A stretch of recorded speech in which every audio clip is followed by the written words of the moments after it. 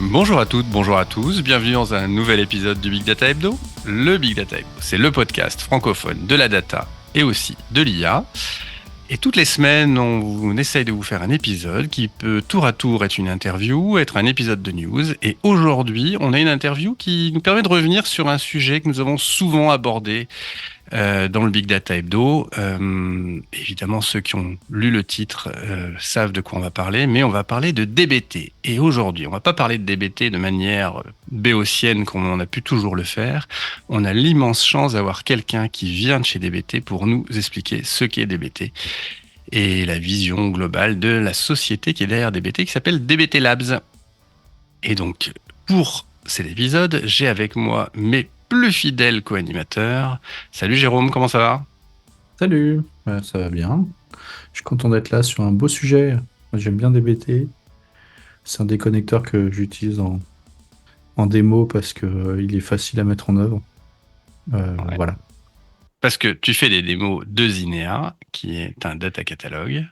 Exactement. Et on traite donc les données, donc, puisque c'est un catalogue de données, mais aussi les traitements pour pouvoir faire le lignage des données. Et DBT, c'est un de ceux qui est un des premiers connecteurs de ce type-là, qui nous permet de faire le lignage sur tout un projet.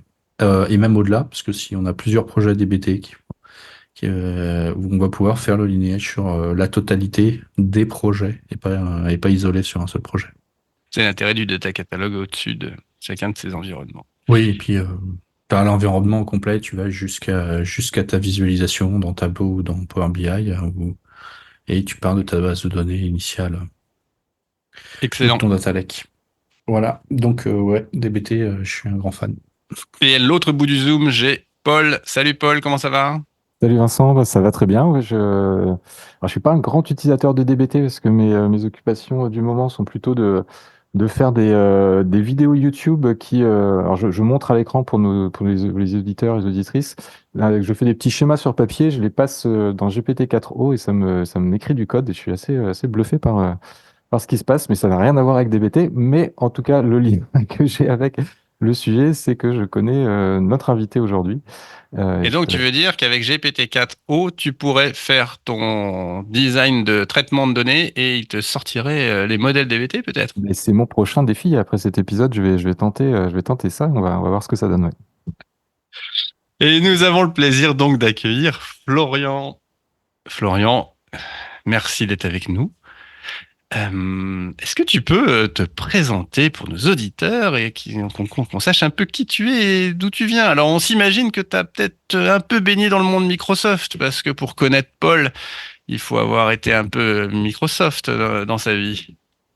Je vais commencer en disant que je suis coupable. Ouais, salut tout le monde. Florian, suis chez DBT Labs depuis 2 ans au Canada, en Colombie-Britannique. Avant ça, j'étais chez Microsoft au Canada. Avant ça, ça fait bien 10 ans. Avant ça, j'étais en France et je traînais avec Paul beaucoup, ouais, dans l'écosystème Microsoft. J'étais MVP, ce qu'on appelle MVP Data Platform. Je pense que vous en avez eu quelques. Régulièrement, vous avez des MVP qui traînent dans le coin. Et j'étais en France pendant 10 ans dans le monde dans le monde du conseil, dans plusieurs boîtes de services. Toujours sur ça va faire bientôt 20 ans que je bosse. Toujours en BI, en Business Intelligence, Data Engineering, Analytics Engineering. Et ouais, là, en ce moment, je suis chez DBT Labs et c'est fun. Ça a l'air. Ça a l'air, à mon avis. Mm. Et donc, tu es en Colombie-Britannique. Et Colombie-Britannique, c'est quoi la grande ville Vancouver. Vancouver. Ah oui. Ouais, je suis à Vancouver. Donc en fait, ce qui est rigolo, c'est que c'était il y a 10 ans de ça maintenant. À partir du programme MVP, je pense, Paul, que tu les as fait, les MVP Summits. Alors non, moi je me déplace pas beaucoup, donc je suis jamais allé. T'es pas allé? Ok. Non. Donc, partie de ce programme-là, Microsoft invite les MVP à aller à Seattle, sur le campus à Redmond, pour rencontrer tous les chefs de produits, les PM. J'ai fait ça 2, 3 fois avec Charles Sauger, avec plusieurs MVP, David Joubert, la clique, quoi. Et j'ai visité Seattle et je dis ouais, je peux habiter là-bas, en Pacifique Nord-Ouest. Mais immigrer aux États-Unis, c'est toujours compliqué. Immigrer au Canada, c'est beaucoup plus facile. Donc, c'est pour ça que j'ai déménagé à Vancouver. Maintenant, j'habite sur l'île de Vancouver. Parce qu'ils aiment bien nommer tout la même chose avec les mêmes noms. Il y a Vancouver qui est sur le continent et l'île de Vancouver qui est un peu comme la Corse en termes de taille d'île. Je ne suis absolument pas manqué de respect à aucun Corse ici en comparant la qualité de la Corse. Mais l'île de Vancouver qui est magnifique, des forêts, des océans, Je savais pas que des c'était aussi grand plages. que ça, tu vois. Ah, ouais, Ouais, je savais pas que c'était aussi grand que ça. c'est chouette. C'est très chouette. Excellent. Mais ça veut dire que là, maintenant, et pour moi, il est 5h30 du matin. Mais c'est Et oui, bon, parce que c'est OK. exceptionnellement, on enregistre l'après-midi, mais ça reste quand même très tôt pour toi. Et donc, mille merci d'avoir accepté cette invitation.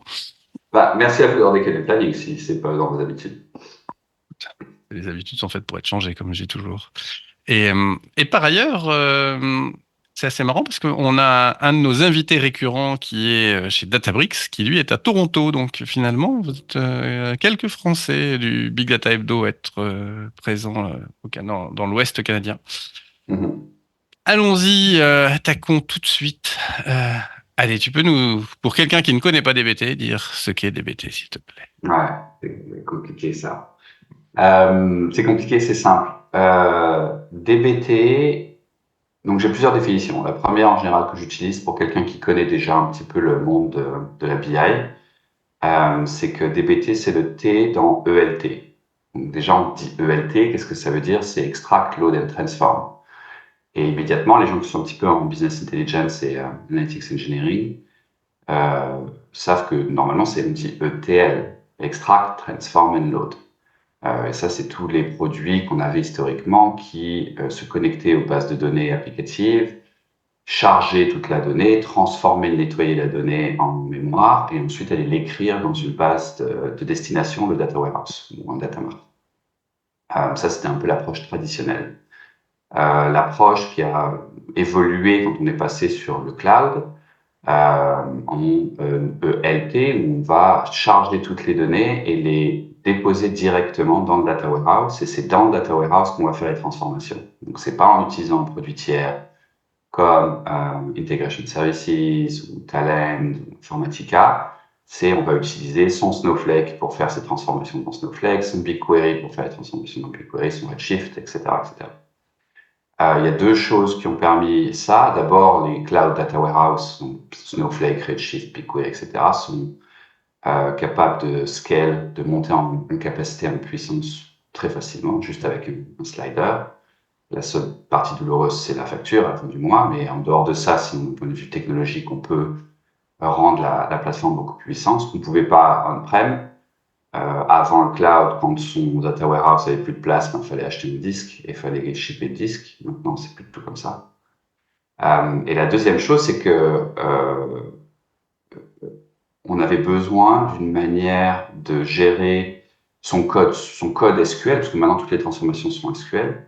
On avait moyen d'un outil pour gérer ce code comme du code, et pas comme on faisait il y a 10-15 ans, juste gérer des procédures stockées en .SQL qu'on stockait sur le disque, avec des numéros de version dans le nom du fichier, et on croisait les doigts pour que ça marche bien. Pour pas finir avec un gros, ou alors je sais pas si vous vous souvenez des vieux, je devrais pas dire vieux, il y a des gens qui s'en servent encore, des gros packages de code PLSQL sur Oracle qui sont stockés sur la base, qui sont des milliers et des milliers de lignes de code les uns derrière les autres, indéchiffrables pour quelqu'un qui arrive en cours de route. Quand il y a un problème, on comprend pas ce qui se passe. C'est une catastrophe. Donc, il y a une combinaison de facteurs entre les plateformes qui étaient capables de maintenant héberger les transformations et ce petit framework open source qui est apparu, c'était il y a de ça 6 ou 7 ans, qui permettait de gérer son code SQL dans les warehouses comme du code. Donc avec une version de contrôle et puis avec la génération de ce qu'on appelle un DAG, le Direct Acyclic Graph, ce qui veut dire que à la place d'avoir un nœud de spaghetti de code SQL, on a un graphique qui nous montre exactement où est-ce qu'on va chercher les sources de données, les transformations qu'on fait, et on peut obtenir le linéage. On arrive à retracer d'où vient la donnée et pouvoir faire des audits et pouvoir comprendre quand ça ne marche pas. Ça, c'est la version un peu longue de qu'est-ce que c'est DBT, qui s'adresse à des gens qui savent déjà faire un petit peu de transformation de données. Si c'est un elevator pitch, c'est vraiment pour C'était long, un ouais. grand building, C'était tu vois. un grand building, ouais. Mais c'est comme ça en Amérique du Nord. T'as 125 étages, donc les élévateurs puissants. Une version plus courte pour des gens qui connaissent un petit peu mieux, c'est ce que nous on aime bien dire, c'est que DBT c'est un transpiler. Un transpiler, c'est un compiler de code qui prend du code dans un langage, dans du SQL, et qui le transpile dans un autre langage, dans du SQL. Sauf que nous, ce qu'on fait, c'est que on te permet avec du Jinja et du SQL, on fait la même chose qu'on fait en ASP.NET ou avec du HTML et du JavaScript, c'est qu'on te permet d'automatiser ta génération de SQL. Donc ça, c'est une deuxième définition qui est un peu plus d'un point de vue software engineering. Et la dernière qu'on utilise, c'est que DBT, c'est principalement la fonction ref. Dans SQL, quand tu es en train d'écrire, tu fais select star from select étoile de ref de ma table, et c'est toute la magie, elle est dans cette fonction ref, qui permet de calculer automatiquement, quand on compile ton projet, toutes les dépendances, tout le linéage, et d'injecter, de générer du code pour faire que ce soit beaucoup plus facile de maintenir une code base en SQL. En prenant la chose un peu de l'extérieur, moi, sans vraiment le manipuler, j'ai tendance à le définir comme finalement un outil qui a permis de se mettre dans les bonnes pratiques de software engineering, dans le monde, enfin, que le monde de la data rejoigne les bonnes pratiques du software engineering avec du versionning beaucoup plus propre, des pipelines de CI/CD qui commençaient enfin à rejoindre d'autres outils plus traditionnels dans le software. Est-ce que est-ce que tu confirmes un peu cette vision-là aussi? Oh, 100%. Ouais. Je le mets pas dans la définition de DBT, ouais, c'est taxonomie. C'est la mission de la boîte. La mission de la boîte, c'est d'amener les bonnes pratiques de software engineering dans le analytics engineering. Donc, ouais, absolument. C'est exactement C'est ça. l'avantage d'avoir du code parce que il y en a d'autres qui font la même chose, sauf qu'ils transforment des boîtes en du SQL. Et les boîtes, c'est beaucoup plus difficile à versionner et autres. Là, tu es vraiment sur du code, en fait. Donc, c'est du texte, et du texte, ça se versionne facilement et et surtout, on s'émerge quand on a des conflits. Ce qui... Non, et puis t'as le phénomène de découper, de subdiviser, ce que je disais par rapport à cette histoire de construire le DAG. Oui. Moi, je le dis souvent aux gens, je dis, vous allez pouvoir faire d'un gros problème complexe. En fait, c'est la fin de la requête. C'est la fin du script SQL de 600 lignes, ou plus. On a tous eu ça, qui va être découpé en plein de petits morceaux qui fonctionnent indépendamment les uns des autres. Et puis, effectivement, tu disais, la magie, c'est ref. C'est le fait de faire que tu peux faire tourner ton modèle DBT sur un environnement et le porter sur un autre ensuite. Et ça, c'est l'un des grands pouvoirs de séduction de la chose se situe aussi là-dessus, quoi. C'est clair.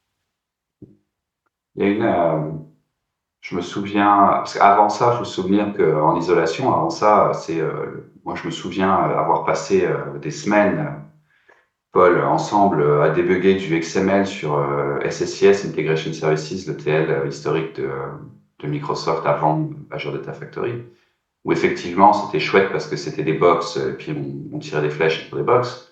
Le problème, c'est que même la position des boîtes et des flèches sur le canvas était stockée dans le XML qui définissait le code. Ça veut dire que si quelqu'un avait le malheur de changer la place d'une boîte sur l'écran, ça voulait dire que c'était plus le même artefact, c'était plus le même morceau de code. Donc il fallait retester tout et c'était intestable. Donc c'était un enfer. Il y a un aspect de DBT qui est hyper intéressant sur justement, il a été pensé pour rendre possible ces bonnes pratiques de développement logiciel, mais aussi pour en faire le défaut. C'est-à-dire que tout est fait à chaque fois qu'on a un choix de design dans le produit, l'objectif c'est de faire que la chose bonne, la chose, là j'ai des mots en anglais, sustainable, durable, que les bonnes pratiques soient la chose facile à faire. Donc, quand tu vas faire ton modèle DBT, on va te pousser tous les tutoriaux, la manière, les samples, etc., de faire des CTE, des Common Table Expression, et d'utiliser Ref, et ensuite de référencer ça, et puis d'avoir une zone raw, une zone de staging, une zone avec tes données process. Tout ça, c'est baked dans le produit, c'est construit dans le produit. Et il y a vraiment cet aspect qui est, c'est pas un hasard, c'est dès le départ, quand moi j'étais pas là à l'époque, quand ils ont commencé il y a 6 ans à écrire les premières lignes de DBT, c'était vraiment l'objectif, ça a été construit avec vraiment une opinion, de dire voilà comment, ça c'est les bonnes pratiques, le produit fait ça, et t'encourage à les faire. Ça paraît logique d'utiliser du version control sur DBT. Tous les tutoriaux, ils commencent en disant ah, ok, on va commencer par mettre en place un Git pour que tu puisses Ouais. sauver ton code. Et c'est amusant parce que aussi l'un des trucs que ça permet de mettre en route chez les gens, c'est aussi la notion de testing de leur data. Et c'est vrai que tester de la donnée sans DBT, on peut le faire, hein, mais c'est vraiment pénible. Et là, ça devient vraiment facile, quoi, de pouvoir tester unitairement chacune des tables, chacune des views qu'on peut faire, enfin tout ce genre de choses-là. Et ça, c'est l'un des vrais sujets. Et ça me, et ouais, tu vois, c'est assez marrant parce que c'est des choses qu'on utilise tous les jours et pourtant on se rend pas compte de du fait que effectivement ça impose un blueprint et puis ça impose une seule et unique manière de faire, presque unique manière de faire, qui soit la bonne façon de faire. Et ça, c'est évident que pardon, qu'on a qu'on a ce bénéfice d'avoir un outil qui arrive et qui est pas seulement qu'un outil que les gens vont pouvoir dévoyer dans tous les sens, mais qui est un outil que les gens vont devoir utiliser comme il a été prévu d'être utilisé, quoi. C'est clair. Et je pense que c'est aussi la raison pour laquelle il y a un tel succès qui est principalement communautaire avant d'être un succès commercial. Euh, Enfin, ça a explosé aux États-Unis, au Canada, ça a explosé en Europe, ça est en train d'exploser en Europe. Et on a une communauté sur Slack qui est énorme avec des gens qui s'aident, des gens qui. Moi, je me souviens, à un moment, on a essayé de commencer ça dans la communauté avec Microsoft, c'était un petit peu plus difficile. Puis, communauté Power BI, il y avait quand même une grosse troupe.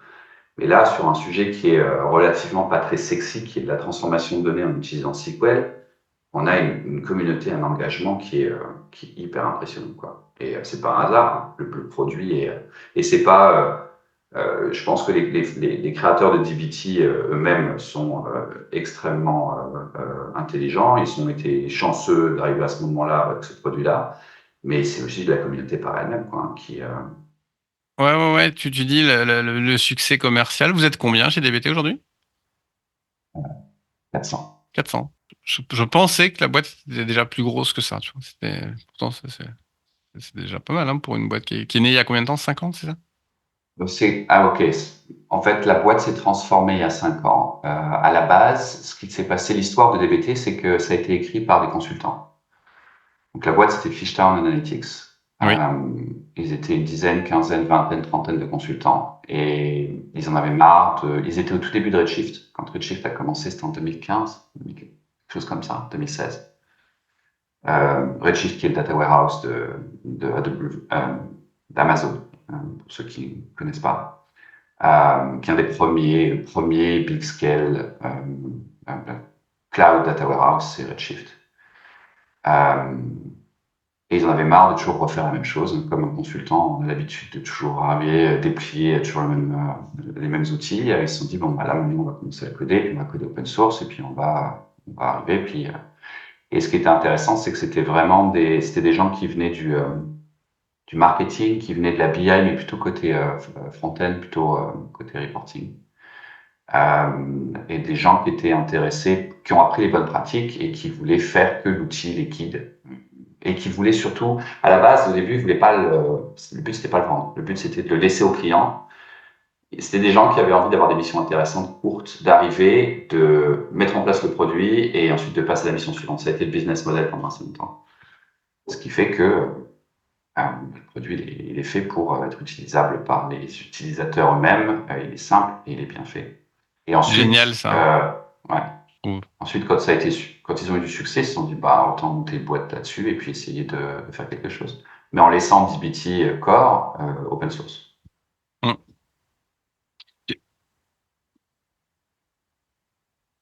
C'est amusant ça parce que on aurait pu attendre de consultants qui fassent un produit qui nécessite du travail de consultant et au contraire. Ouais. Et le fait de rendre C'est les autonome leurs États-Unis, ça clients, marche différemment quand même ici. c'est tout à leur honneur. Oui, peut-être.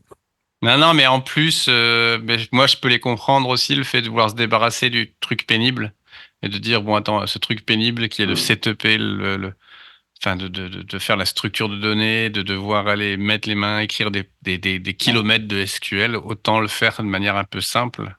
Ah ouais, je suis d'accord, mais on voit que ça a été fait par le consultant lui-même et pas par son chef, son Ouais. manager, quoi. Mais Jérôme, ce que je voulais dire par là, c'est que tu as entièrement raison. Ici aussi, hein, les consultants, l'objectif, c'est la même chose. C'est du consulting et j'en ai fait pendant 10 ans. Donc, ce que je veux dire par là, c'est que les États-Unis, c'est différent, c'est que le marché est plus grand. Il y a juste plus de clients. Donc, tu peux te permettre d'avoir, là où en France, tu vas potentiellement te dire, voilà, je vais faire mon truc qui est un peu particulier, on est un petit peu différent, on a une approche différente. Ça va être plus difficile de trouver des clients parce qu'il y en a moins. Il y a un effet juste de masse et de volume qui fait que Hmm. si tu es un peu différent, tu vas trouver des gens différents et il va y avoir une quantité plus importante, ce qui va dire que tu vas pouvoir avoir un business comme ça. Ce qui en France, puisque le marché est juste plus petit, un petit peu plus difficile. C'est ça que je veux dire.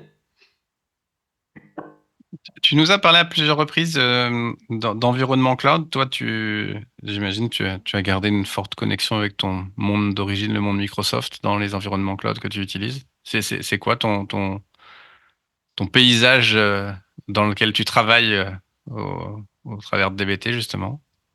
Donc, mon rôle à DBT, jusqu'à la semaine dernière, je viens juste de changer, j'étais Product Manager PM pour les adapteurs et une autre équipe qui s'appelle Cloud Config. Donc, j'ai commencé avec les adapteurs, j'ai fait pendant 1 an les 2 équipes et maintenant je passe exclusivement sur Cloud Config. C'était juste trop en termes de scope, donc j'ai dit, OK, faut que je focus. Les adapteurs, c'est quand on installe dbt, on installe dbt Snowflake, dbt BigQuery, dbt Spark, c'est ça les adapteurs. Donc on installe et dbt BigQuery et dbt Core quand on fait un pip install dbt BigQuery. Mon équipe de dev, donc ce qui est assez particulier pour dbt, c'est que dbt Core est open source, et il n'y en a qu'un seul, il y a une équipe qui bosse sur dbt Core, et ensuite les adapteurs, chaque version pour chaque warehouse, aussi open source. Il y en a 5 qu'on maintient nous-mêmes, que dbt Labs maintient. Donc, on est les propriétaires du repo sur GitHub. C'est Postgres, Redshift, BigQuery, Snowflake et Spark. Les autres, c'est les éditeurs ou la communauté qui les maintiennent eux-mêmes. Et ils sont tous open source aussi.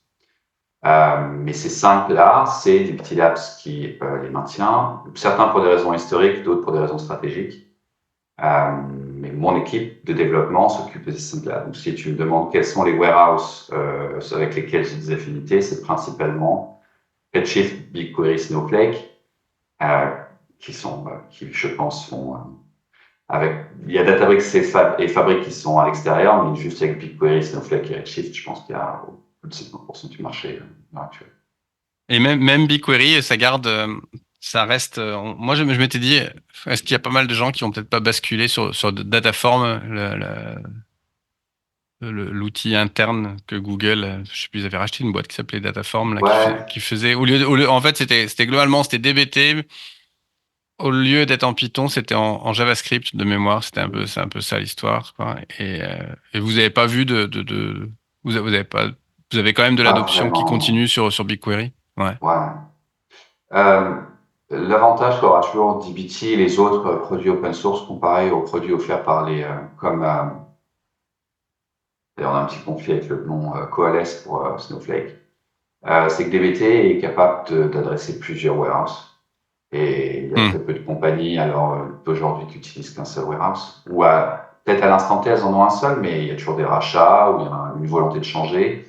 Ou aussi en tant qu'analytics engineer, toi-même en tant que développeur, tu as envie d'investir dans un produit, dans un skill set que tu peux porter dans le prochain job ou qui va t'apporter ce prochain job. Ce que dbt va permettre de faire, ce que tu vas devenir très très bon sur dbt Snowflake, 95% de ce que tu fais, tu peux le porter sur Redshift. Donc, t'es plus, à l'époque, Oui. on était développeur Microsoft. T'es plus développeur Microsoft. T'es développeur DBT. Tu peux appliquer ton skill set, dans sur n'importe quel produit éditeur. Donc, c'est un plus. Et ça, on le voit clairement, hein. Donc, c'est pour ça que ces produits spécifiques BigQuery, ouais, il y aura toujours des clients qui sont 100% top. Et même en tant que, sur la partie procurement, sur la partie achat, les acheteurs vont dire si vous n'êtes pas BigQuery, vous ne pouvez pas acheter. Ouais, très bien, hein, c'est pas un problème. Ouais. Mais non, c'est pas vraiment plus. Ouais. Et d'ailleurs, c'est assez symptomatique de justement cette nécessité enfin, l'avantage porté par le fait d'être ouvert sur plein de plateformes différentes. Et est-ce que, justement, dans ce ordre d'idée, est-ce que tu vois des clients qui, entre guillemets, étaient sur un SQL un Cloud Data Warehouse, je sais pas, par exemple BigQuery, et qui passent à Snowflake et qui gardent et qui justement s'appuient sur le fait d'avoir toute l'intelligence qui a été mise dans dbt qui leur permet d'absorber cette migration plus facilement? Ouais, définitivement. Au minimum sur la partie skill set, parce que tu n'as pas à réentraîner les gens. Ils Ouais. connaissent, 90% ils connaissent, ils peuvent transférer leurs compétences. Tu peux réutiliser, si tu as bien construit ton code, ton projet, si tu utilises les cross database macro, donc les macros, à la place de dire get date, tu utilises la macro qui te donne une date. Ça veut dire qu'elle va être compilée dans la version locale. Pour BigQuery, c'est une fonction, pour Snowflake, c'en est une autre. Pareil pour la gestion des titres, des choses comme ça. Si tu utilises ça, ton code il peut être portable à un très haut niveau. Ouais. Ouais, parce que enfin, pour apporter un petit niveau de détail et puis là-dessus, c'est effectivement, tout à l'heure tu soulignais le fait qu'on pouvait retrouver ce qu'on faisait quand on faisait des pages, quand on faisait du script server-side pour des pages et pour générer des pages HTML. Dans dbt, une des fonctionnalités dès qu'on commence à un petit peu avancer dans l'usage, c'est pas ce qu'on fait au J0 quand on commence à utiliser dbt bien sûr, mais c'est d'utiliser effectivement des macros qui permettent de générer 3 lignes de macro peuvent générer 500 lignes de Tout à SQL, quoi. fait. Ouais. Ou rendre Et ton SQL dynamique. pour rendre ton Si tu es SQL en train de dynamique, pivoter, si tu es en train de pivoter des données, hmm, la liste de colonnes, elle peut changer parce que ça dépend des lignes. Tu as des lignes en entrée, tu veux des colonnes en sortie. Tes lignes, elles peuvent changer, tu peux en avoir des nouvelles. Tu peux utiliser ces macros, ce code, pour générer automatiquement le select et faire que tes colonnes vont être rajoutées au fur et à mesure que tu as une nouvelle ligne. C'est aussi du niveau 2 ou 3 en termes de, c'est pas pour un débutant DBT, mais c'est des choses qui se font assez facilement et qui sont super puissantes. Ouais. qui permet d'avoir des super productivités de ce point de vue-là, quoi. Donc nous, on l'a. Ah oui, parce que en fait, ouais, parce qu'il y a les macros, mais donc si je comprends bien, le texte s'est passé tel quel. Vous n'avez pas fait un dialecte, je sais pas, proche de l'ISO, qui serait Donc, interprété et après notre retranscrit SQL dans de le dialecte. base, C'est-à-dire que tu aurais un getDate à toi. En fait, au lieu d'avoir une macro, tu aurais juste le getDate qui vient de votre syntaxe et votre qui serait transcrit derrière. Parce qu'il y a certaines tournures, je pensais, tu parlais des CTE.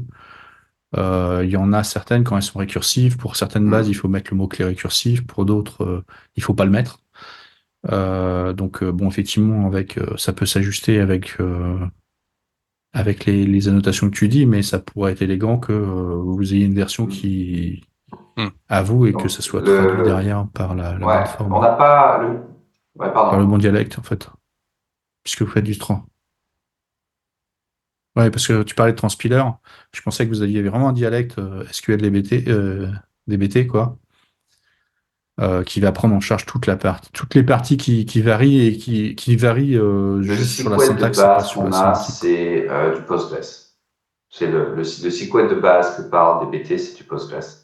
Mais même pas vraiment en fait, parce que si tu imagines demain, tu t'installes DB, tu vas sur Fabric, t'installes DBT Fabric. Tu devrais écrire du SQL, du T-SQL, du SQL de Microsoft. Et la partie que nous sur lesquelles on va s'accrocher, c'est ce qu'on te demande quand tu définis un modèle, c'est un select statement. C'est un select. Hmm. Les selects, la syntaxe des selects, c'est le même partout. Il n'y a pas de différence dans select column from having group by. Ça, c'est un truc qui est standardisé sur le standard SQL. Ça, on va le parser. Et quand on va générer, et toi, tu vas décider, OK, cette unité de logique, ce SQL, je veux que ce soit une vue, je veux que ce soit une CTE, je veux que ce soit une table, je veux que ce soit une vue matérialisée. Ce DDL-là, transformer le SQL, le select en DDL, create statement, ça fait partie de dbt Fabric et c'est les gens, donc Microsoft qui a codé dbt Fabric, qui vont injecter leur sauce spéciale à eux. Parce que par contre, le DDL, il est complètement différent sur Snowflake qu'il est sur Oracle, qu'il est sur Fabric. Donc, il y a une partie qui est commune. Et ensuite, donc, la partie gestion de la spécificité de la base de données, c'est principalement au niveau du DDL que ça arrive. Et c'est fait dans l'adapteur. La deuxième partie où ça existe, c'est en effet, quand tu veux faire un get date et que le get date est différent. On aurait pu dire, on va standardiser sur la Postgres et tu t'écris le get date de Postgres et il va détecter ça, mais ça rend les choses beaucoup plus difficiles à parsing time au moment où on va parse et ça devient un peu ce que fait SQLGlots, où ça devient de la traduction. Le problème, c'est que c'est pas parfait. Des fois, tu peux te viander.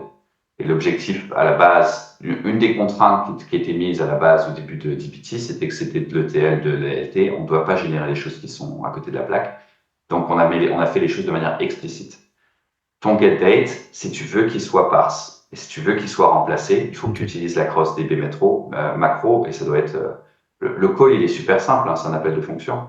Mais c'est aussi, ça rend les choses explicites. Un des trucs qui me rendait fou sur les ETL, c'est le niveau de choses implicites qui se passaient où typiquement SSIS, si tu faisais pas attention, et je sais que ça arrive aussi sur des choses comme Talend, ta colonne, elle va changer de type sans qu'il y ait un warning qui dit, oh, by the way, c'était un numérique, c'est devenu un integer et ce sera un float quand tu vas l'insérer parce que tu n'as pas vérifié que tu n'avais pas coché dans dbt, c'est pas comme ça. Dans dbt, si on fait quelque chose, c'est explicite. Donc, il faut que tu appelles la fonction pour le faire.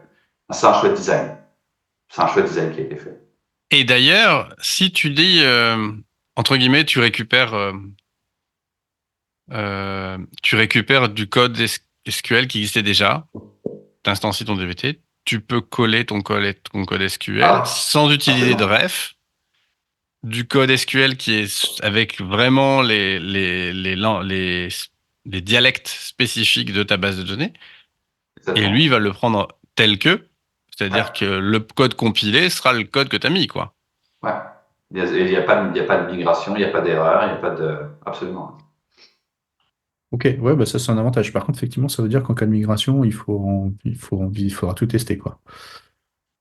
Parce que il faudra tout tester parce que tu n'auras pas l'effet d'abstraction. En fait, tu n'auras pas l'abstraction par-dessus, puisque tu es explicite. La première chose que tu fais quand tu migres un projet existant, c'est identifier tes modèles. Donc, split. Si c'est une grosse ligne si 6000 lignes de code SQL, la première chose que tu fais, c'est que tu dois le split en plein de modèles, ce qui est logique pour construire ton DAG et utiliser des refs. Ça peut déjà te prendre 1 mois ou 2 mois ou 3 mois. Hein. C'est possible si la code base, il est large. Mais je parlais pas de migration vers DBT, je parlais de migration Snowflake vers Redshift, par exemple. Ouais, du Redshift vers Snowflake. Parce que je crois que c'est plutôt dans ce sens-là que ça se fait en ce moment.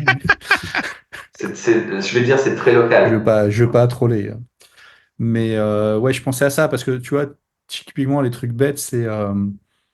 Parce que j'ai eu le cas là récemment, parce on devait faire une requête qui devait passer sur plusieurs bases de données, et il y a des trucs tout cons du genre. Quand tu mets un alias de table, alors je sais pas trop comment, si vous gérez, enfin vous gérez forcément les alias de table, mais je sais pas si vous mettez avec des refs ou des trucs comme ça. Et quand tu mets une alias de table en PostgreSQL, tu peux mettre un as, alors que ça passera pas sur Oracle et ça passera peu pour SQL Server, je suis pas sûr. Je crois que ça passe, ouais. Enfin il y en a un où ça passe et l'autre où ça passe pas, quoi. Et c'est le piège, c'est un truc con, c'est juste de la syntaxe, ça a aucun intérêt. Mais effectivement, quand tu mixes, si tu avais utilisé les as de la version d'avant parce que c'était plus lisible, tu vas devoir les retirer parce que ta nouvelle database le gère pas, quoi. Ça, c'est typiquement le genre de choses où, alors à moins qu'il y ait quelqu'un dans les commentaires qui dise « Ah si, il y a un package pour ça » parce que dbt Je connais que 30 ou 40% des fonctionnalités parce qu'il y a des gens qui contribuent, qui font des packages. Donc, tu peux importer tes packages et ensuite, tu as des fonctionnalités Mhm. supplémentaires. Et à chaque fois, je me dis, ça n'existe pas. Et à chaque fois, il y a quelqu'un qui me dit, si, regarde, il y a un package qui fait ça.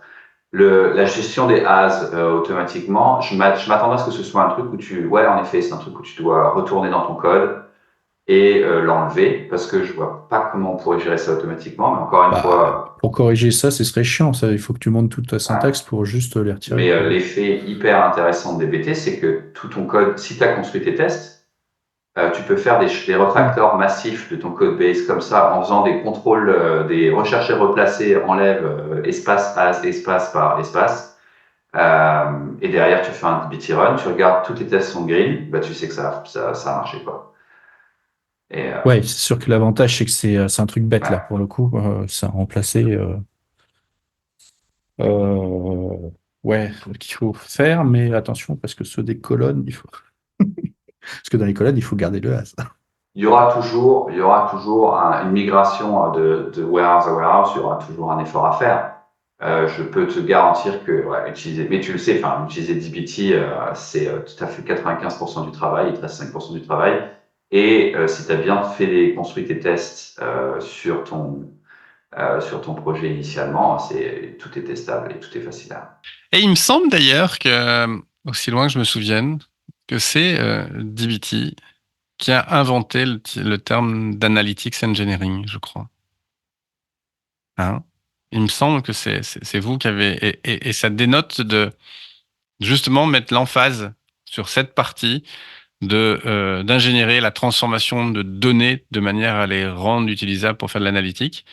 Et, euh, vous avez conservé cette terminologie ce marché que vous êtes auto-créé presque. Et il y a notamment avec une publication là qui sort tous les ans, qui est l'Analytics Engineering Report, dont on mettra le lien d'ailleurs dans les notes de l'épisode parce que super super intéressant. Il y a vraiment plein de choses intéressantes là-dedans. Et tu nous as extrait juste un des charts qui sont dedans. Déjà sur l'analytics engineering, je pense que c'est juste mettre un mot sur quelque chose qui existait, que nous aussi, quand tu fais de la BI, il y a un moment où tu te rends compte que ton skill set, c'est 50% le domaine métier de tes utilisateurs. Donc, si tu fais de la BI pour de l'assurance, ben, il faut que tu connaisses ton domaine métier, parce que c'est comme ça que tu fais une bonne modélisation, c'est comme ça que tu construis des charts qui ont du sens ou des dashboards. Si t'as pas ça, ton warehouse, il a peu de valeur. Tes rapports, ils ont peu de valeur si tu comprends pas les problématiques métiers. Et 50% où effectivement, tu dois te soucier de bouger, transformer la donnée, penser CI/CD, penser engineering à proprement parler. Donc, ce fait qu'il y avait quelqu'un dans l'entreprise qui était pas vraiment un développeur, mais pas vraiment non plus un pur analyste. Entre les deux, il y a quelqu'un qui fait le lien, c'est le analytics engineer. C'est pour ça, c'était c'était chouette de juste poser un nom sur ça pour que les gens puissent se reconnaître et s'identifier et contribuer à la communauté. C'est pas vraiment, ça faisait pas très humble le fait d'avoir inventé. Non, c'est plus mettre un mot sur l'idée Ouais, qui mais c'est la première fois porte-étendard. que avais effectivement ou l'analyste d'un côté avant et qui avait un data analyst. Tu avais un analyste métier qui référait. Moi, quand j'ai démarré, il y avait un analyste métier qui connaissait le concept, qui connaissait les règles métiers, qui connaissait tous ces trucs-là super bien, qui Mhm. savait comment le chiffre d'affaires il était matérialisé, enfin et tout, qui avait quelqu'un qui lui préparait de la donnée à côté et qui au final en référait à un data engineer derrière. Mhm. Et finalement, il y a un shift, ça va pas suivre tout le scope, ça grignote une partie. C'est le data analyst qui est devenu plus performant et qui a une capacité à grignoter une partie du terrain qui était auparavant chez le data engineer pour pouvoir être capable de structurer la donnée, de commencer à faire des choses. Alors, il va pas faire du code de transformation de données comme on pouvait le faire avec du Spark, mais entre guillemets, j'ai la personne qui va être capable d'aller au-delà de la requête SQL. Et ce job, finalement, il s'est assez bien matérialisé, je trouve. Mhm. Et c'est très vrai. J'ai été assez surpris quand j'ai commencé à creuser un peu dans la communauté autour de dbt, de voir qu'il y a, je pense qu'il y a même une majorité de gens qui viennent du côté analyste et qui ont appris SQL et qui ont appris la data et qui maintenant sont analytics engineer. Je m'attendais à l'autre côté, que ce soit beaucoup plus des développeurs, des data engineers ou des BI développeurs qui s'extendent plus vers le côté métier. Mais dbt, la première audience de dbt, c'est des analystes métiers qui ont appris du SQL et qui ont envie de level up et d'être capable de gérer un projet complet avec du déploiement et avec des bonnes pratiques de software engineering. Ça m'a un peu surpris au départ, mais... Nous, on l'a constaté, ça. Tu vois, pour le coup, nous, on l'a vraiment constaté sur le fait qu'on avait des gens qui étaient jusqu'à maintenant qui n'ont jamais été software engineers, qui ont jamais travaillé en back-end, mais qui ont, qui ont, au travers d'un projet de leur côté, construit leur petite analyse et leur petite préparation de données en construisant leur modèle. Et ça, on l'a vu se développer, pour le coup. Alors, c'est dans les... Il y a dans les barres qu'on n'attend pas dans le graphique en question, là, il y avait cette histoire de... Alors, il y a la piètre qualité de données, mais ça, les tests sont censés pouvoir nous aider là-dessus. On a pour stakeholder data literacy. Ça, c'est un truc assez, finalement, qui est assez nouveau, finalement, dans la perception qu'on peut avoir ou du moins dans la verbalisation qu'on peut avoir des choses. Alors, le integrating data from various sources, je suis pas certain que dbt puisse faire quelque chose, parce que dbt arrive après l'intégration de sources de données, quoi. Mais ce qui est très certain, c'est que l'histoire du data ownership et de la documentation des data products est finalement quelque chose qui va amener à peut-être quelque chose dont on parlera juste après, qui sont les histoires de mesh ou de choses comme ça qui vont permettre de découper les domaines des domaines, puisque c'est quand même une grosse évolution que vous avez fait ces derniers temps, ces histoires de pouvoir justement au lieu d'un seul gros projet, parce que c'est un peu l'une des questions finalement qu'il peut y avoir chez certains clients, c'est un gros projet DBT ou de multiples projets DBT. Et ça, c'est un vrai petit challenge là-dessus. Est-ce qu'il y a justement sur ces challenges de la préparation de données, t'as des trucs sur lesquels tu voudrais revenir avant qu'on bascule sur la suite? Juste en regardant ces barres, donc la data quality, la qualité de données, c'est vraiment quelque chose sur lequel nous on veut flex un peu. Si c'est des gens les gens qui répondent, il y a beaucoup de réponses, mais c'est quand même des gens qui sont friendly avec DBT, c'est des gens qui en ont entendu parler ou qui l'utilisent. Si pour eux le problème de data qualité c'est numéro un, malgré les tests dans DBT, malgré on a ship les tests unitaires dans 1.8, je sais pas si vous avez suivi, c'était la semaine dernière, je crois. Malgré ça, il y a encore des problèmes de qualité de données, ça veut dire il faut faire plus parce que dans le framework, dans l'outil, tu dois être capable de résoudre ces problèmes-là. L'outil permet, je m'en tiens à DBT Core, l'outil permet d'opérer des tests, par contre, sans un outil complémentaire comme Elementary ou quelque chose comme ça, c'est assez difficile finalement de pouvoir tracer la qualité de données. C'est assez difficile de ce point de vue-là. Donc c'est peut-être là-dessus, sur le fait de dire, aujourd'hui, on a du mal à documenter cette qualité de données. Mais au moins, on la constate, ce qui est déjà un grand pas en avant par rapport à ce qui pouvait se passer auparavant. Non, puis quand tu regardes à ce que font, et on va dans toutes les directions, si tu regardes les choses qu'on a envie de faire, par exemple, c'est est-ce que tu peux pas avoir tes tests qui sont autogénérés à partir de ton SQL ou à partir de tes données? Comme ça, tu n'as même pas besoin de les écrire. Parce que c'est bien d'avoir des tests, c'est bien d'être capable d'avoir des tests dans ton framework, dans ton outil. Mais si tu n'écris pas les tests, ça sert à rien. Donc, un des trucs qu'on est en train de regarder, c'est comment utiliser Generative AI pour écrire le test pour toi. Il y a aussi des choses que nos copains qu'on a pensé avant, ils n'ont rien inventé, mais chez SQL Mesh, tout ce qui est la CI avancée, où tu vas faire des comparaisons d'impact. Si tu déploies ça, alors tu vas perdre ces 3 colonnes, ces 8 lignes, et est-ce que tu es d'accord avec ça? Donc il y a énormément d'avancées qu'on peut faire, il y a plein de choses, il y a trop de choses à faire. Mais ouais, est-ce qu'on peut rendre le produit mieux sur ces sujets-là? Absolument. Et le fait qu'on ne voit pas ça en disant le problème numéro 1 de l'industrie en ce moment, c'est la pauvre qualité de données, en se disant oh là là, on peut rien y faire, c'est bien triste. Non, on voit le produit, on se dit ouais, il y a tellement de choses à faire là-dessus. Donc on a plein d'idées. Il y a des annoncements. La semaine dernière, il y a eu un show, on a appelé ça showcase. Il y a des annoncements et on a fait 2-3 démos sur qu'est-ce qui est en train d'arriver qui va adresser ce point particulier. Sur la partie stakeholder data literacy, c'est un truc où tu peux le voir un petit peu comme un. Donc ça veut dire la manière dont on l'interprète, c'est quand toi tu arrives avec ton rapport en disant les chiffres disent ça, que tu as encore tes exécutifs, ton patron, ton chef qui dit ouais mais moi je crois autre chose. Qui est une partie de consumer, une partie de consommateur de la donnée qui est pas éduqué pour comprendre ce qui se passe, qui va voir des divergences, enfin des trucs statistiques et qui va comprendre l'inverse que ce qu'ils auraient dû comprendre. Et ça, c'est de la documentation, c'est de la gouvernance, c'est de l'éducation, il y a une partie de pure BI. dbt aura jamais son mot à dire parce que dbt fera jamais de la BI. Je veux dire front-end.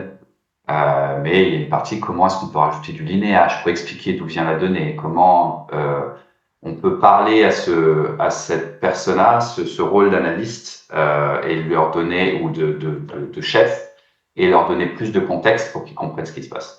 Donc ça peut être du là où tu dis DBT fera jamais de BI, il y a quand même on s'approche par certains côtés assez proche de la définition de métriques, de la définition de choses comme ça. Entre guillemets, la frontière est pas très loin, est pas très lointaine. Voilà. C'est-à-dire que tu vas pas faire de la BI dans le sens de la représentation. Ouais. Néanmoins, la modélisation métier pour dire les dimensions, c'est celle-là, celle-là, celle-là, celle-là, c'est quelque chose que finalement on voit assez souvent décrit dans les métadonnées qui sont dans les modèles DBT ou des choses comme ça, de manière à pouvoir être facilement catalogué après. Donc, en fait, finalement, les personnes qui construisaient les modèles de BI auparavant vont shifter un petit peu vers ce qui se passe dans DBT pour dire, OK, moi, je sais que ma dimension métier des zones géographiques, c'est ça. Ouais. Ces trucs-là. Et donc, il y a quand même la partie non visuelle de la BI. Oui. Remonte quand même dans DBT. C'est clair. Merci d'avoir la précision. La modélisation dimensionnelle à proprement parler, qui est une des manières, et historiquement la manière dont j'utilisais de définir la BI, oui, c'est DBT. C'est absolument. Tu fais tes dimensions et tes tables de faits, tu les penses et tu les implémentes dans DBT. Ton semantic layer, je sais pas si vous avez vu, mais maintenant on a un semantic layer dans DBT Cloud avec le Matrix Flow. C'est la nouvelle version des Cubolab quand tu y penses, hein. Oui. Donc, ouais, absolument. C'est de la BI. Non, ce que je voulais dire, c'est un client visuel. Donc, tout ce qui est rapport, dashboard, partie front, c'est un truc mais ouais, c'est ce rapport, je le conseille aussi, tu l'as conseillé, merci, je te le conseille. Les gens, ça peut être intéressant d'avoir juste un point de recul sur ce que les autres personnes qui partagent soit le même métier, soit la même passion sur la donnée et sur l'écosystème, quels sont les problèmes qu'ils identifient et est-ce que ça résonne. C'est super intéressant. Ouais, c'est clair. On est passé très rapidement là sur les choses que vous allez développer. Et effectivement, il y a DBT Mesh. Alors, DBT Mesh, c'est la capacité à se dire que à nouveau, si on veut être dans une logique de data mesh, DBT peut permettre de faire en de multiples projets, de définir plus de différents produits donnés, de différents data products. Pour le coup, ça se francise mal. Différents data products dans différents projets et de les faire interagir entre eux et d'avoir tout à l'heure tu parlais justement de ce sujet du ref. Le ref, pour l'instant, il est interne à un projet alors que là, on pourrait commencer à s'imaginer que le projet du marketing, par exemple, dans lequel il y a un DAG et DBT qui est défini dedans, eh bien, il a certains objets qui sont consommables et qui peuvent être utilisables dans un DAG qui va être le DAG de la finance à côté, par exemple, et ce genre de choses-là. C'est pas du futur, ça existe déjà dans DBT Cloud. Donc, si tu es client DBT Cloud, on a un truc qui s'appelle le Cross Project Ref. Donc, ton ref peut aller faire un select depuis un autre projet. Pourquoi est-ce que c'est DBT Cloud? Parce que on doit maintenir un gros cache de métadonnées avec quand est-ce que cet autre projet a run, qu'est-ce qui a été généré dans la base de données, pour que quand ton projet y run, on peut aller chercher ce catalogue commun et le partager. Je sais qu'il y a eu il y a un package open source qui te permet de faire la même chose sur Core. Je sais plus comment il Ça s'appelle le s'appelle package. Loom. Loom, je crois. Ouais, c'est ça, c'est Loom. Ouais. Donc, on a mis dans DBT Core, il y a les primitives pour faire Cross Project Ref. On les utilise dans DBT Cloud et il y a aussi quelqu'un qui est un ancien employé de DBT Labs qui a fait un package open source en utilisant les mêmes primitives en disant on peut le faire aussi dehors. Ce qui est, je trouve vraiment chouette que ça fonctionne comme ça. Donc, dans DBT Cloud, tu peux faire ton Cross Project Ref. Et je pense DBT 1.7 ou 1.8, je sais plus, c'est 1.7, on a ce qu'on appelle, je sais plus comment ils ont appelé ça. Mais tu peux dire, mes modèles sont privés, sauf ces 4 modèles qui sont publics, qui peuvent être utilisés en Cross Project Ref.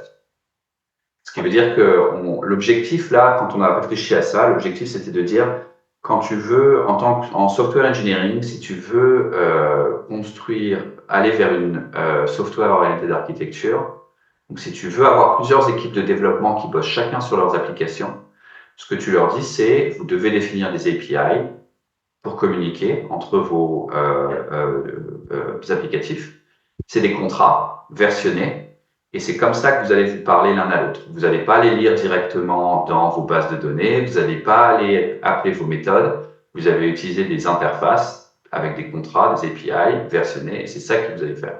C'est l'idée du DBT Mesh, où tu peux avoir, les modèles sont versionnés, certains sont publics, certains sont privés, et c'est comme ça que ensuite tu les appelles en utilisant le Cross Project Ref, et c'est comme ça que tu scales, c'est comme ça que tu as des équipes, on a des équipes sur des très gros clients de 5, 6, 7, 8 équipes, 10 équipes de 10 personnes chacune qui ont des DAG de DAG hyper compliqués et c'est manageable et c'est gérable et on arrive à faire de la sécurité et on arrive à faire de la performance et les gens peuvent continuer à bosser sur leur propre projet, leur propre DAG sans casser quelqu'un d'autre. Parce que c'est ça en général le cauchemar quand tu commences à bosser avec des grosses équipes ou des gros Ouais, moi je vois, projets. On a des projets à plusieurs centaines de modèles et autant dire que on commence quand même sensiblement à serrer un petit peu les fesses quand même. DBT Cloud avec le Cross Project Ref, il a été designé pour des projets. On a fait des migrations des projets de 5000 modèles, 5-6 000 modèles. Ouais, nous on n'est pas loin du millier de modèles là et on sent que ça va commencer à être complexe pour dire les choses. On a mis des tags dans tous les sens, mais c'est combien d'équipes derrière qui maintiennent ça? moi, c'est pas très gros, hein, c'est 5-6 personnes, donc tu vois, c'est pas démentiel, quoi. Mais Et c'est le même domaine, métier? sensiblement quand même, sensiblement. Mais on sait qu'on a des choses qu'on a figées, on a des choses, on fait vachement gaffe. Mais d'ailleurs, il y avait on a fait récemment une interview de quelqu'un qui utilise DBT. Alors, je pense pas que ce soit DBT Cloud. C'était Paul Marcombe de Nickel.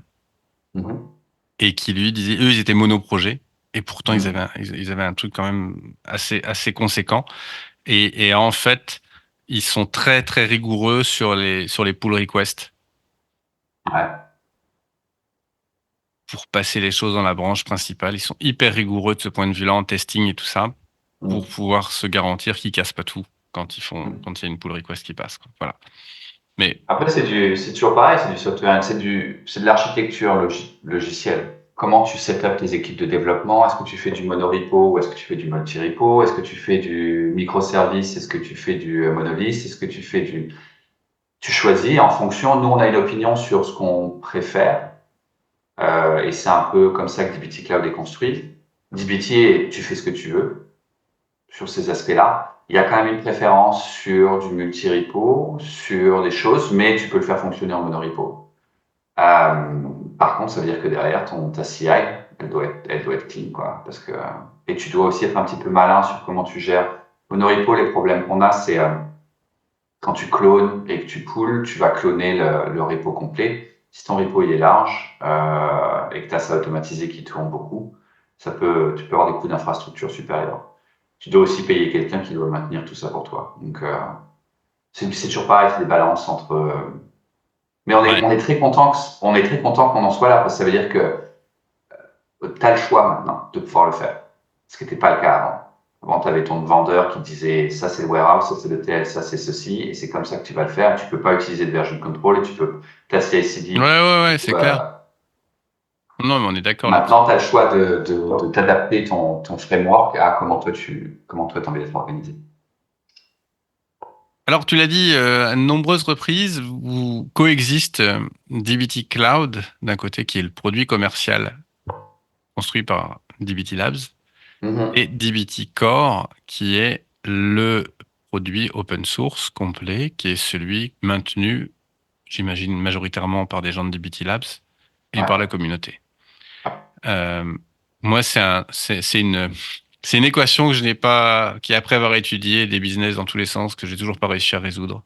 C'est l'équation du produit open source, du produit commercial qui a son principal concurrent chez lui, qui est le produit open source et qui est un vrai sujet compliqué. On l'a vu dans plein de boîtes, hein. On l'a vu avec chez DataStax, avec les gens qui faisaient du Cassandra à côté et qui avaient du mal à franchir le pas d'aller sur DataStax. C'est quelque chose que vous gérez comment chez vous, justement, ça?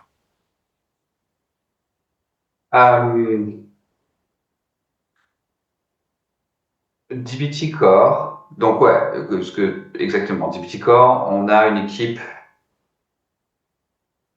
je pense qu'au total, entre dbt Core et dbt Cloud, on a 15-20 ingénieurs qui bossent full-time, qui font que ça. Donc, l'investissement dans dbt pour dbt Labs, il est significatif. La manière dont ça fonctionne d'un point de vue commercial, dbt, le pourcentage, la communauté des gens qui utilisent dbt Core, c'est pour nous des clients potentiels. Donc, c'est des gens que tu veux pas froisser, que tu veux pas dont tu veux pas rendre la vie difficile. L'objectif, ce serait d'avoir un dbt Cloud tellement bon que si tu en as besoin, tu t'en sers. Et juste, c'est une évolution naturelle. Tu commences sur dbt Core, c'est gratuit, tu testes. Ensuite, tu as besoin d'une orchestration. Donc, les choses qu'on va vendre dans dbt Cloud, on va simplifier les choses pour toi. On va faire les choses, on a un scheduler qui va run pour toi. On a des jobs, CI/CD, etc. Donc, toute la gestion multi-environnement, la gestion des déploiements, c'est des choses qu'on peut provide pour toi. Tu vas connecter ton GitHub. Si tu n'as pas de GitHub, on a un repo managé. Et ensuite, on va rajouter des choses supplémentaires qu'on ne peut faire que sur le cloud parce que il faut maintenir des caches ou des systèmes. Comme par exemple, je ne sais pas si vous avez joué avec le Semantic Layer, dont j'ai parlé un peu plus tôt. Je ne sais pas si vous avez joué avec Explorer. Explorer, dans dbt, il y a un outil de documentation. Donc, quand tu es sur open source, tu fais dbt docs et ça génère automatiquement la documentation. Sur cloud, on a une version qui est beaucoup plus compliquée, beaucoup plus pas compliquée dans le sens à maintenir, qui est beaucoup plus puissante avec le linéage, avec le linéage à la colonne. On suit les statuts sur plusieurs runs avec ta performance. On va te donner des conseils sur comment optimiser tes modèles, comment optimiser tes pipelines. On peut faire ça parce que derrière, on a des services qui vont stocker tes logs d'exécution calculer où est-ce que tu pourrais optimiser et te rendre ces services-là. C'est des choses que tu peux faire sur Core si tu les fais toi-même. Donc en gros, on veut pas faire que Core soit moins que Cloud.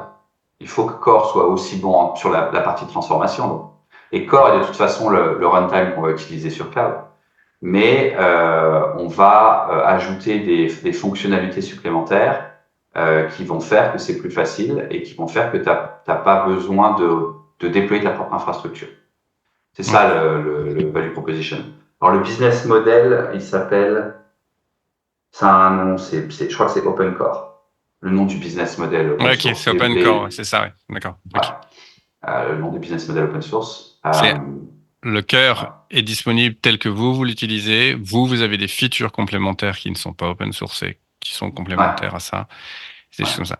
Qui, par exemple, c'est pas le business model des produits que l'on avait dans la fondation Apache. Par exemple, je repense à Hortonworks, qui lui traditionnellement, non. avait le commit principal qui se faisait sur la version open source et la version sur laquelle ils assuraient un support, c'était la version open source complète à 100%. Donc là, vous, c'est pas votre sujet. Votre sujet, de toute façon, il est dbt Cloud ne fonctionne que hosté chez vous. On peut pas hoster un dbt Cloud dans son propre environnement à soi. On a ça, mais c'est quand même nous qui allons manager. Ouais, d'accord. Donc Okay. On a un single tenant, c'est injecté chez toi, mais c'est nous qui le manageons. C'est pas une offre. Ok. Oui, mais dans tous les cas, c'est pas, vous vendez pas un logiciel avec lequel les gens vont pouvoir se démerder. Un logiciel qui est premium par rapport au logiciel dbt Core.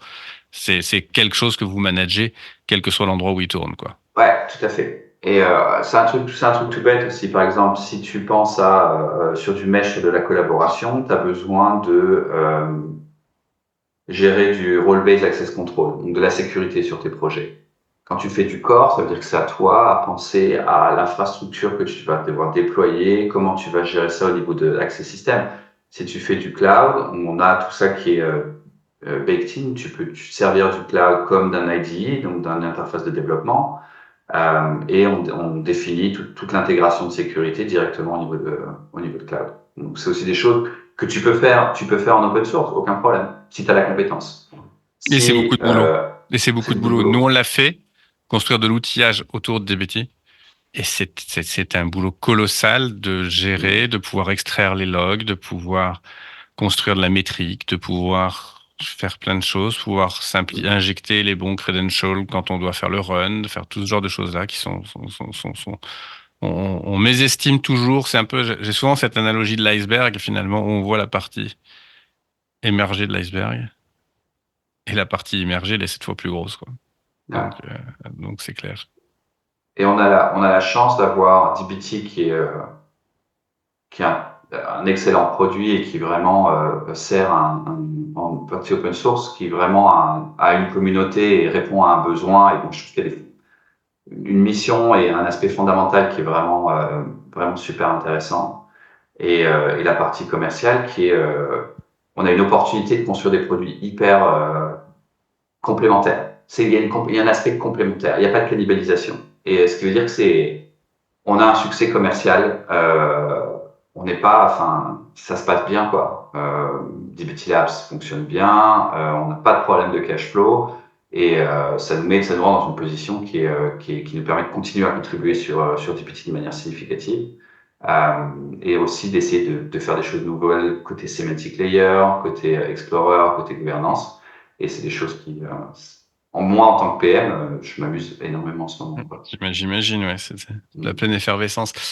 On a parlé de la concurrence interne dont on parle à l'instant. Vous avez récemment eu un petit nouveau qui est arrivé sur le marché. Alors c'est toujours plus facile quand on arrive après le début de la bataille de se positionner avec des choses qui font plus, qui semblent plus évoluées. SQL Mesh, moi, de mon point de vue, j'ai trouvé effectivement pas mal de features dans SQL Mesh qui sont des choses où il y a des avantages, notamment le fait que ce soit basé sur SQL Glot qui permet de transpiler, de savoir de quelle version de SQL tu pars vers quelle autre version de Mhm. SQL, de pouvoir faire du column lineage très facilement, de faire ce genre de choses-là. Mhm. Euh, de, de, de, de- Mais néanmoins, ce que j'ai remarqué, c'est que, d'ailleurs, je sais même pas s'il y a des plugins dans SQL Mesh, mais quand tu prends un DBT, avec tous les plugins amenés par la communauté Mhm. que tu peux ajouter dedans, le niveau apporté par DBT, il est bien plus élevé que ce que SQL Mesh était capable d'apporter, quoi, finalement. Et en fait, vous avez cette antériorité vous confère finalement une position avec cette communauté qui est peut-être supérieure. C'est quoi vous le voyez comment, cet SQL Mesh qui est arrivé? Vous le voyez comme une opportunité pour vous de vous challenger et d'aller sur des choses sur lesquelles vous ne seriez pas allé ou... Euh, oui. Et déjà, il y a un aspect. Euh, ouais, à chaque fois qu'ils font une release et qu'il y a des trucs, ils font des trucs qui sont super, super chouettes. On reste tous, enfin, tous les PM, tout le monde a du Utilab, on est tous des gros data geeks, donc à chaque fois qu'ils font un truc qui est chouette, ouais, d'une manière générale, l'écosystème avance d'un pas, on est tous contents, quoi. Donc, et Ouais, puis c'est bien d'avoir quelqu'un qui te pique un peu pour être sûr que tu continues à innover et à avancer dans le bon sens, absolument. Le problème, c'est pas un problème, mais c'est qu'il y a une vision différente. On partage, je dirais 80% de la vision, il y a 20% qui est différente. L'audience de SQL Mesh n'est pas la même audience que pour DBT. L'audience de SQL Mesh, c'est des data engineers. C'est des gens qui savent. c'est vrai. Ouais. C'est des gens qui sont beaucoup plus loin dans leur journey, dans leur aventure et qui ont Mm. envie d'aller plus vers du software engineering. Et c'est en général, ils sont en train de pousser la limite sur la partie performance mais le focus de DBT en ce moment, c'est la collaboration. Ça veut dire que ce que nous on pense qui est important quand on regarde le engineering report, c'est la collaboration multi-équipe, c'est data mesh. C'est comment est-ce que tu arrives à avoir une entreprise de 20 000, 30 000, 100 000 employés qui a des équipes de data analytics de 100, 200 personnes, comment ils arrivent à collaborer ensemble sur un code base. Où on passe le plus de notre R&D en ce moment, c'est sur ces sujets-là, sur la collaboration entre équipes et faire que tu arrives à être productif, même quand tu as 50 personnes qui bossent sur le même projet. C'est ça sur lequel on passe le plus de notre R&D. Ce sur quoi ils font plus de leur R&D, c'est être sûr que sur BigQuery, quand tu es sur cette spécifique scénario, tu vas avoir 3 secondes de moins de temps d'exécution sur cette matérialisation. Ce qui est super, parce que je trouve ça génial qu'on ait des gens qui sont en train de pousser dans cette direction. C'est pas la direction sur laquelle on est en train de pousser. C'est vrai que Euh, les louanges sur ce qui est SQL Mesh, tu as raison, sont toujours arrivées par des gens qui étaient data engineers. euh, Que, et que... c'est un chouette produit, hein, c'est un beau produit. C'est Le clair. tout, c'est que si je suis analyste métier, c'est pas celui que j'ai envie de commencer, c'est trop compliqué. C'est beaucoup trop compliqué. La notion d'environnement virtuel, euh, qui est quand tu es immersé dans le truc, tu dis putain, c'est super élégant. Pardon, je suis en train de... C'est super élégant. Quand tu viens Ouais. de commencer, que tu viens d'apprendre le SQL, tu es là en mode Ah, non. pourquoi? Pourquoi et non vont être mes réponses à ce concept. Donc, non, c'est chouette que l'écosystème se diversifie. Ouais. Mm. Et tout à l'heure, on a brièvement abordé les apports de l'intelligence artificielle. Et effectivement, à partir du moment où on parle de documentation, à partir du moment où on parle de tâches répétitives, il y a un vrai intérêt. On n'en est pas encore à ce que notre ami Paul rêve de faire, qui est de faire un schéma de modèle de données et de le photographier et de l'envoyer. Et donc, mais j'imagine que c'est un truc qui est plein d'opportunités pour vous et notamment qui peut justifier dans le DBT Cloud d'apporter beaucoup plus de choses en termes de services managés et de, et de, et de copilote, pour reprendre l'expression. Ouais, c'est ça. Bah après, je pense qu'il y a deux aspects. La première, c'est que pour que tu puisses train des modèles de manière dans lesquels tu peux avoir confiance, il faut que tu aies confiance dans la donnée. Donc, c'est le même vieux refrain avec Paul qu'on a depuis des années avant AI, il faut faire BI, quoi. Il faut que ta transformation de données soit clean. Donc, c'est là le premier focus pour nous, ça va être la confiance dans tes données, donc qualité de données. Après, on est tous super contents de pouvoir ajouter des petits assistants AI à droite et à gauche dans les interfaces pour générer les choses automatiquement pour toi. C'est super marrant. C'est très rigolo. C'est clair. Est-ce que tu as des trucs, je crois qu'on a déjà été très, très, presque, je peux dire presque exhaustif, mais on n'est jamais exhaustif dans notre monde. On pourrait passer des heures et des heures. C'est la grande difficulté de ce podcast, c'est de réussir à faire à tenir autour de l'heure, là où en tant que passionné, on pourrait passer 4 heures. T'as des sujets que tu veux balayer rapidement encore, des trucs qui te... Le truc, tiens, tu vois, un truc que j'aurais dû dire, c'est quoi l'avantage de DBT Cloud? Le truc que on a, qu'est-ce que j'ai fait chez DBT dernièrement? C'est versionless. Ça veut dire que maintenant, quand tu es sur DBT Cloud, tu n'as plus besoin de faire de migration 1.7, 1.8, 1.9, etc. Ça marche tout seul. On fait les migrations pour toi. Tu vois, si j'étais un peu meilleur en marketing, quand tu m'as demandé la question, j'aurais pu vendre mon propre travail, mais j'ai blank out. Ce qui pourra avoir, ce qui pourra, quand il faut migrer le runtime, c'est le truc bien chiant. C'est chiant et on a beaucoup de clients qui nous disent, on est bien content d'avoir ça, ça va nous économiser beaucoup de temps. Ouais, si vous n'avez pas fait de DBT, vous, dans l'audience, je vous encourage vivement à essayer, en sachant que la partie open source, la partie core, parce que ça a été fait avant que je rejoigne DBT Lab, c'est pas mon département qui fait ça, mais la partie training, les disponibles en ligne sur le site web de DBT Labs, getdbt.com, sont vraiment, vraiment chouettes. Elles expliquent énormément de choses sur le SQL, sur la version de contrôle Git. Juste pour apprendre un petit peu ou rafraîchir ses skills, c'est vraiment c'est du contenu de très grande qualité. Donc, en général, je recommande à tout le monde d'aller jeter un coup d'œil.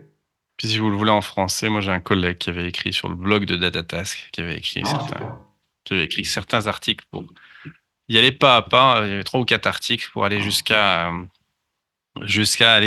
traiter l'ensemble depuis le début jusqu'à la fin, avec la modélisation, enfin tout ce qui s'en suit. Et on en écrit fréquemment. Non, c'est pas DuckDB, mais... Ouais, quand c'est pas DuckDB, mais tu vois, maintenant on fait du DBT au-dessus de DuckDB. Et ça marche super bien. Et ça marche hyper bien. Des copains à nous, DuckDB, ils les voient souvent. Ouais, bah j'imagine. On aurait pu effectivement parler un peu plus de l'écosystème, mais on n'a pas eu le temps. On aurait pu parler effectivement de tout ce qui est la moderne data stack. Mais bon, ça sera pour une autre fois. Écoute, c'était un plaisir de t'avoir. Mille merci. On va mettre dans le dans les show notes différents liens qui vont permettre à nos auditeurs de pouvoir justement avoir ces quick starts dont tu parlais à l'instant dans la documentation et de pouvoir démarrer leurs prochaines initiatives. Et puis effectivement, il y a un trial sur le DBT Cloud? Ouais, il y a un plan développeur. Je pense même une personne, c'est gratuit tout le temps, et il y a un trial. Ah, c'est génial. Mais au moins, ça permet effectivement de pouvoir rapidement se faire une idée et puis de ne pas devoir gérer. C'est presque mieux de démarrer avec ça finalement, puisque ça permet de ne pas avoir à gérer le fait de faire le run de tes modèles toi-même. Ouais. Mille merci, on te laisse démarrer ta journée, puisque là où nous, on est plus près de la fin que du début. Toi, théoriquement, pour un Parisien, t'es même pas encore au début de la journée, tu vois. Donc, on apprécie l'effort. Écoute, c'est adorable de ta part d'être venu nous voir. Merci beaucoup, c'était super chouette. Je recommande à tout le monde de venir participer. Merci. Merci.